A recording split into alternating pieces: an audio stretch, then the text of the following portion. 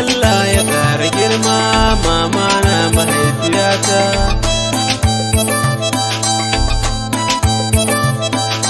Ke kika ɗauɗawainiyata mama dare har da rana, ni ne ke hana ki bacci amma san baki kunci, sannan baki cin abinci sai dai ina ci na yi bacci, komai ɗanɗanon abinci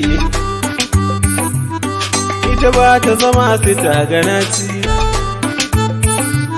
Wanda bai da uwa a duniya Allah sarki yake maraici. Allah ya ƙara girma mama. Ita duniya da faɗi ni ban ga kamar mahaifiya ba, abba da umma kun yi komai a garin niya ba zan faɗa ba. Allah ya ƙara girma komai kuka ce ba zan yi ba, wata rana ai ba wata ran ba, hankali za ya duba.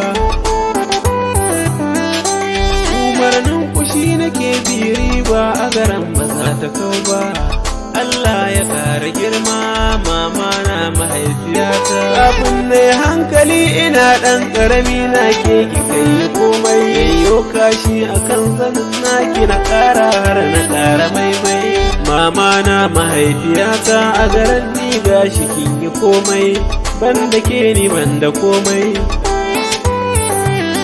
na san a gare ni kin yi komai. Ashe a duniya in kana da mahaifi a kira ka jarmai.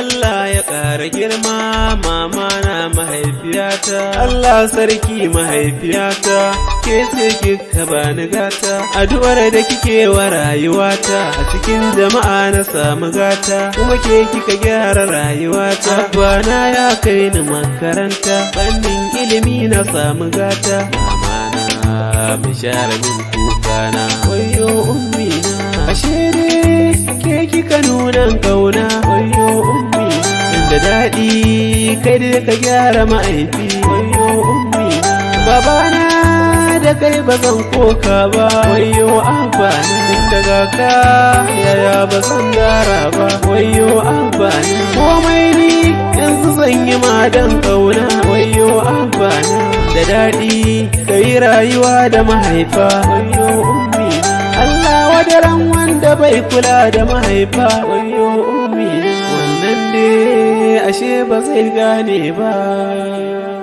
Allah sarki mahaifiya.